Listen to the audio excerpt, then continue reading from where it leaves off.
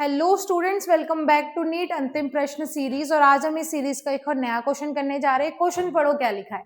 Some energy levels of a molecule are shown in the figure with their wavelengths of transition. तो हमको क्या दे रखा है, एक तरीके से ये कोई एनर्जी स्पेक्ट्रम गिवन है और इसमें ये बता रखा है कि ट्रांजिशन कैसे कैसे हो रहा है एक एनर्जी लेवल से दूसरे एनर्जी लेवल्स, और उन ट्रांजिशन के करस्पॉन्डिंग वेवलेंथ्स भी गिवन है।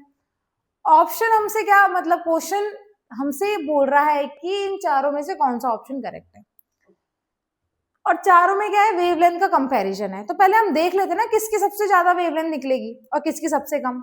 ठीक है, उनका देख लेते ऑर्डर कैसा कैसा होगा। तो देखो, जितना ज्यादा एनर्जी गैप उतनी ज्यादा ही फ्रीक्वेंसी का फोटोन इमिट होगा, और जितनी ज्यादा फ्रीक्वेंसी का फोटोन इमिट होगा उतनी ही उसकी कम क्या होगी, वेवलेंथ होगी। इसका मतलब इसकी तो वेवलेंथ सबसे मिनिमम होगी। ठीक है, क्योंकि एनर्जी गैप सबसे ज्यादा है। एनर्जी गैप सबसे ज्यादा है तो फ्रीक्वेंसी ज्यादा निकलेगी, फ्रीक्वेंसी ज्यादा निकलेगी तो वेवलेंथ सबसे कम होगी। ये हो गया। अब इन दोनों को देखते हैं, लैम्डा 2 और लैम्डा 1 को।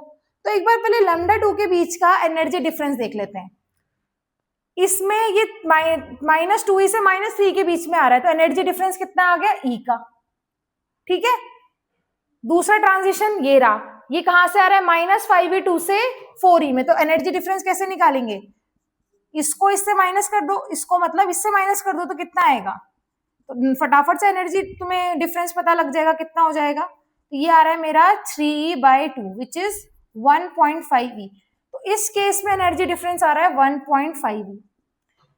तो ये वाला एनर्जी डिफरेंस सबसे कम है तो इसकी वेवलेंथ सबसे ज्यादा होगी, तो मैक्सिमम इसकी होगी। ठीक है, उसके बाद ये तो है ही सबसे ज्यादा, तो इसकी तो सबसे मिनिमम होगी, और बीच में आएगा लैम्डा 1। ठीक है, तो मैक्सिमम किसकी होगी, लैम्डा 2 की। तो देखो लैम्डा 2 यहाँ पे इज ग्रेटर देन लैम्डा 1, तो ऑप्शन डी ही करेक्ट होगा, क्योंकि और ऑप्शन हमें पता नहीं लग रहा है। ठीक है, इस तरीके से हम इस क्वेश्चन को सॉल्व करेंगे। Thank you very much.